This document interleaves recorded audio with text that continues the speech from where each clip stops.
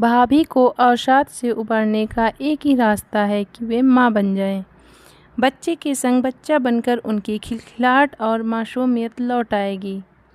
लेकिन अब यह कैसे होगा? रोनित के माथे पर चिंता की लकीरें उभर आईं।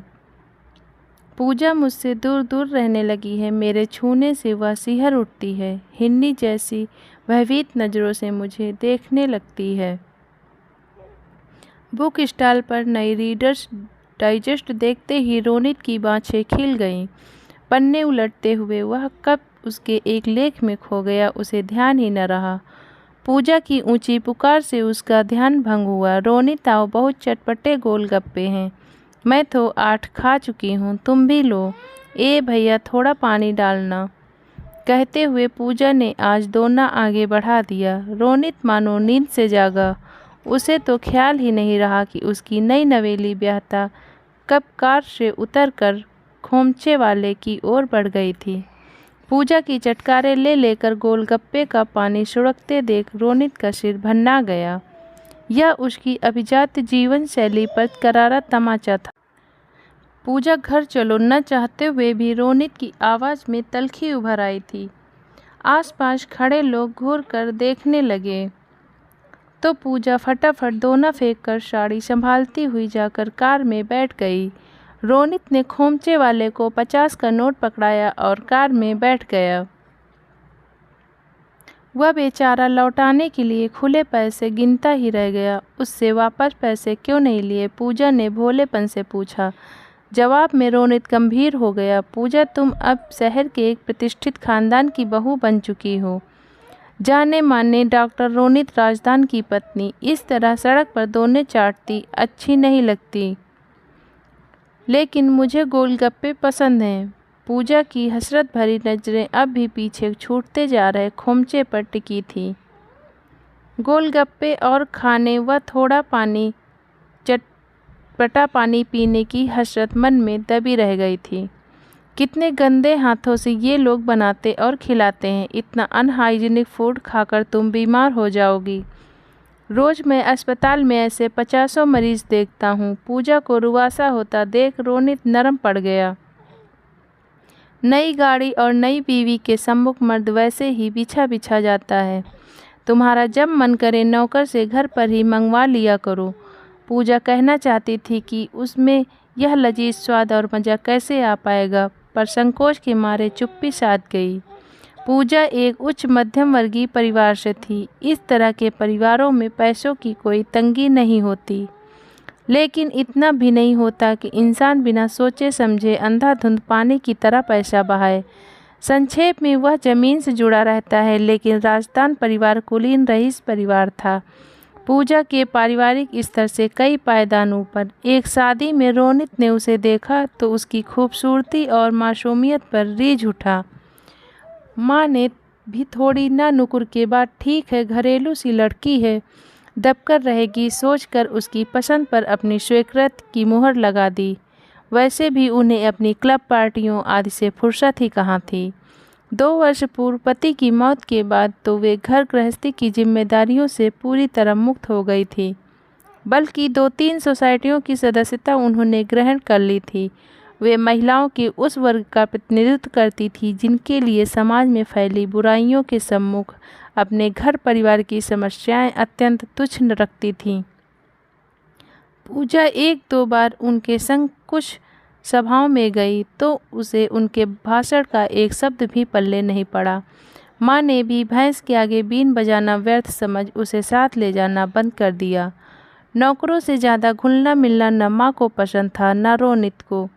समय काटने के लिए पूजा ने कुछ कलात्मक वस्तुएं बनाकर घर को सजाना चाहा, जो उसने best out of waste course में सीखा था। तो रोनित ने उसके टेस्ट को देखकर नाक भौं सिकोड़ ली। देश विदेश से एकत्रित अपने दुर्लभ कलात्मक नमूनों के सम्मुख उसे पूजा का यह हस्तशिल्प बेहद गंवारू लगा। खिन्न पूजा ने अपने आप को पाक कला में डुबो लिया। घंटों मेहनत करके वह तरह तरह के पकवान बनाती और मेज सजाकर रोनित का इंतजार करती। मरीजों से जूझता थका मांदा रोहित देर रात तक लौटता। उन्नीदी अवस्था में ही कुछ और मुंह में डालता और फिर जाकर बिस्तर पर ढेर हो जाता। पूजा को माँ की सीख कि पति के दिल का रास्ता उसके पेट से होकर जाता है खिल्ली उड़ाता प्रतीत होता। वह बुझी बुझी सी रहने लगी। उन्हीं दिनों रोनित को एक सेमिनार में भाग लेने दिल मनाली जाना पड़ा। उसने पूजा को भी संग ले लिया। कई डॉक्टर सपरिवार थे, अतः उन्होंने एक बस कर ली। रास्ते में गिरते बर्फ की खूबसूरत छटा को देखकर पूजा बच्चों की तरह किलक उठी। वह बार बार रोनित को बस रुकवाने का आग्रह करने लगी। वह बर्फ को छूकर देखना चाह रही थी। देश विदेश घूम चुके रोनित को उसका यह बचपना सुहा नहीं रहा था। वह साथी डॉक्टर से किसी पेचीदा केस के बारे में वार्ता करने लगा। तभी पूजा ने ड्राइवर से टॉयलेट जाने के लिए बस रुकवा ली। 15 मिनट बाद भी जब वह नहीं लौटी तो रोनित उसे देखने बस के पीछे गया। वह यह देख हैरान रह गया कि अत्यंत उल्लासित पूजा ढेरों बर्फ के गोले बनाने में व्यस्त थी।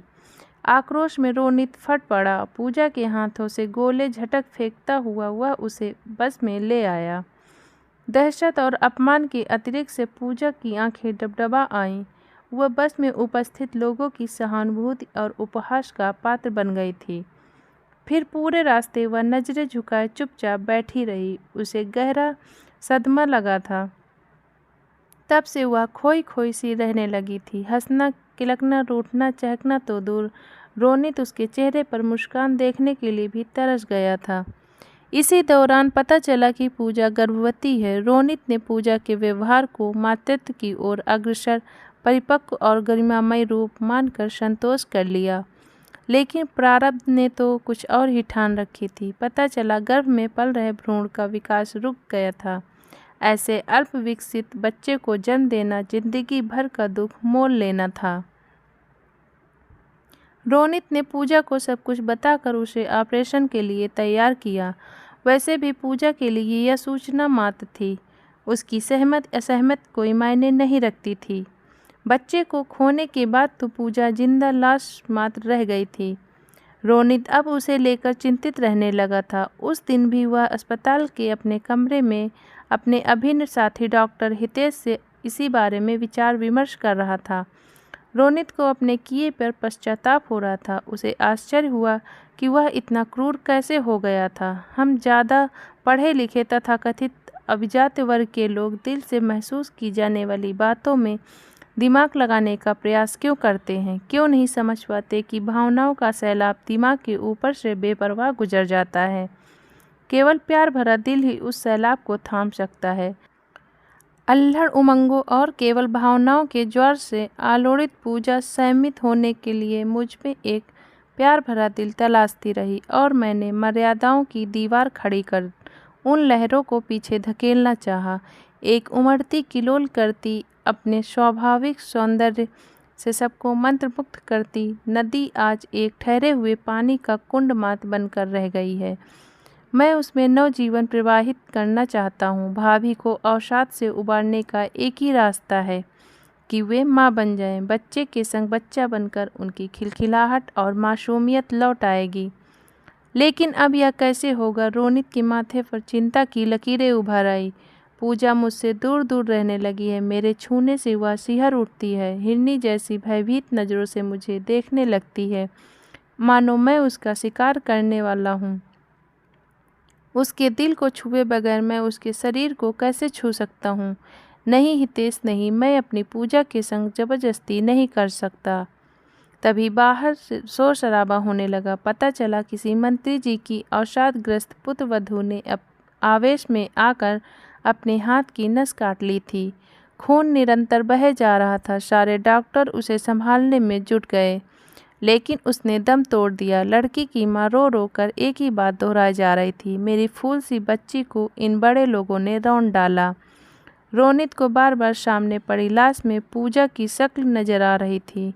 वह पसीने से तरबतर हो गया। हितेश ने उसे घर जाकर आराम करने की सलाह दी। रोनित घर पहुंचा तो पूजा उसे कहीं दिखाई नहीं दी। घबराहट में उसने पूरा घर छान मारा। पीछे दालान से उसे खिलखिलाहटों की आवाज़ सुनाई दी तो वह तुरंत उधर भागा।